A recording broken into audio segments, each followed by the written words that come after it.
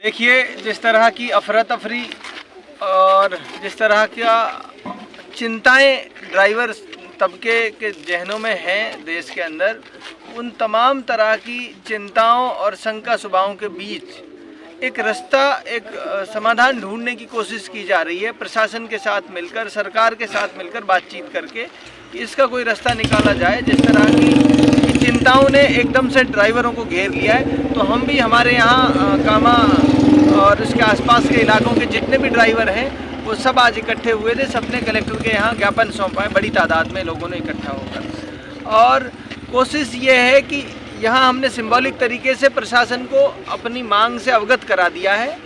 ड्राइवरों के जो संगठन है, इनके साथ जो बातचीत हुई है वो ये है अगली प्लानिंग कि हमने सिंबॉलिक तरीके से अपना यहाँ प्रशासन को अपना मांग पत्र सौंप दिया है, अपनी चिंताएं, अपनी शंका सुबाहें उनको बता दी हैं। अब हम सड़क पर रह के, ग्राउंड पर रह के, घर घर जाकर, गांव-गांव जाकर, इलाके के तमाम शहरों में जाकर अपने लोगों को अवेयर करेंगे और इस काले कानून के खिलाफ पूरी ताकत के साथ लड़ाई लड़ने का काम करेंगे। मैं अपने ड्राइवर साथियों को और मुल्क में जहाँ जहाँ ड्राइवर तबके के लोग हैं जो मुझे सुन रहे हैं, देख रहे हैं, मैंने पहले भी कहा है, मैं खुद, मेरे पास एक लाइसेंस है। हर आदमी इस गलतफहमी में है कि जो बड़ी गाड़ी चला रहा है या जो 10,000 रुपये की नौकरी कर रहा है, अपने बच्चों को पाल रहा है, सिर्फ वो ड्राइवर है। मेरे जैसा आदमी जो वाइट कॉलर जॉब करता है, नौकरी करता है, उसको ये पता ही नहीं है कि ये बिल मेरे भी खिलाफ है। ये ड्राइवर तो एक्सपर्ट ड्राइवर हैं, इनके पास तो हैवी ड्राइविंग का लाइसेंस है। ये तो मुझसे और मेरे जैसे बहुत सारे लोगों से ज़्यादा अच्छी गाड़ी चलाते हैं। चिंता तो हम जैसों को भी होनी चाहिए कि कल को हमारी गाड़ी से कोई नुकसान हो गया, कोई नफ़ा नुकसान हो गया, तो कोई जानबूझ के नहीं करता।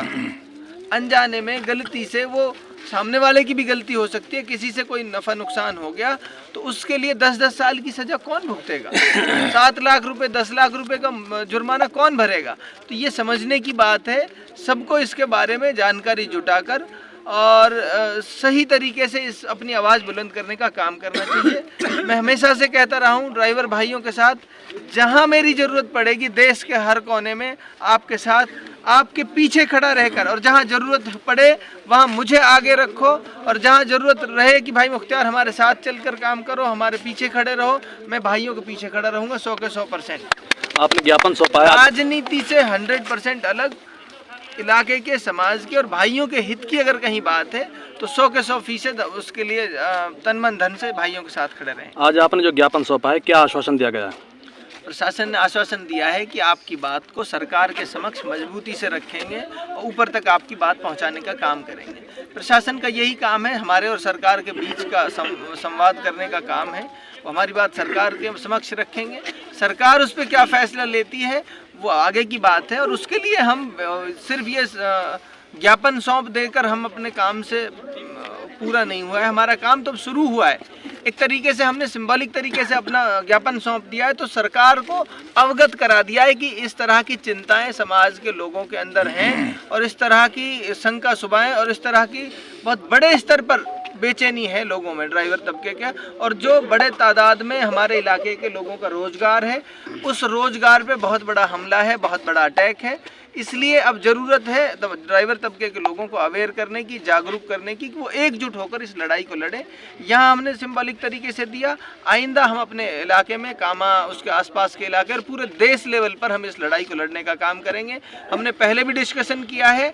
अब यहाँ से आगे हम, क्योंकि हम लोकल प्रशासन को अवगत करा चुके हैं, यहाँ से आगे हम दिल्ली कूच करेंगे, यहाँ से आगे हम जयपुर कूच करेंगे। उसकी रणनीति, उसकी तैयारी बड़े स्तर पर करने का काम करेंगे। 3 जनवरी को सरकार ने आश्वासन दिया था कि ये कानून लागू नहीं होगा, तो देखो लागू नहीं होगा, ये सरकार यही काम करती है। ये क्या है, झांसे देती है, ये झांसे देने का काम करती है। या तो ये कहती है कि ये सरकार हम वापस ले रहे हैं कानून को, लागू नहीं होगा अभी, इसका क्या मतलब है? अभी नहीं होगा तो कभी न तो लागू होगा, 6 महीने बाद, 2 महीने बाद। ये सिर्फ ये देख रहे हैं कि लोगों में कितना विरोध है, कितना लोग विरोध करते हैं। समय के साथ लोग भूल जाएंगे, फिर इसको बैकडोर से वापस एप्लीकेबल कर देंगे।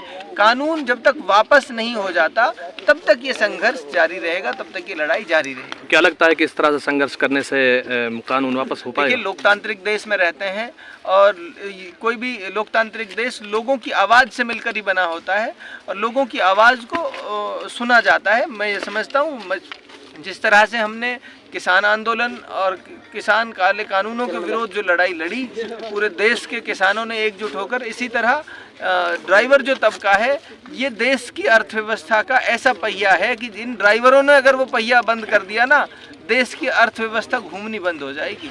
एक दिन के अंदर अंदर, मैं कह रहा हूँ, ये काले कानून वापस हो सकते हैं सिर्फ एक दिन के अंदर अंदर। अगर हमारे ड्राइवर तबका ये कह दे कि हमने ड्राइवर का और स्टीयरिंग का पहिया छोड़ दिया, उसी दिन ये काले कानून वापस नहीं हो जाए तो मेरी गारंटी है।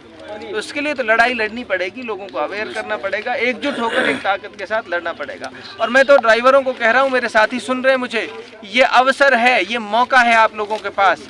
इतना बड़ा तबका देश में के अंदर है, 20 करोड़ लोग लगभग ड्राइवर हैं, जो जिनका व्यवसाय ही ये है कि वो ड्राइविंग के पेशे पर निर्भर हैं। 20 करोड़ लोगों का मतलब हो गया कम से कम 1/5 हिस्सा देश की आबादी का, लगभग देश की आबादी का इतना बड़ा हिस्सा अगर ड्राइवर है, और तो उसको अपनी मांगे मनवाना कोई मुश्किल काम नहीं है। आप लोगों के पास ये मौका है एकजुट होकर एक प्लेटफॉर्म पे आकर अपनी लड़ाई को, अपनी आवाज़ को मजबूत तरीके से उठाने का।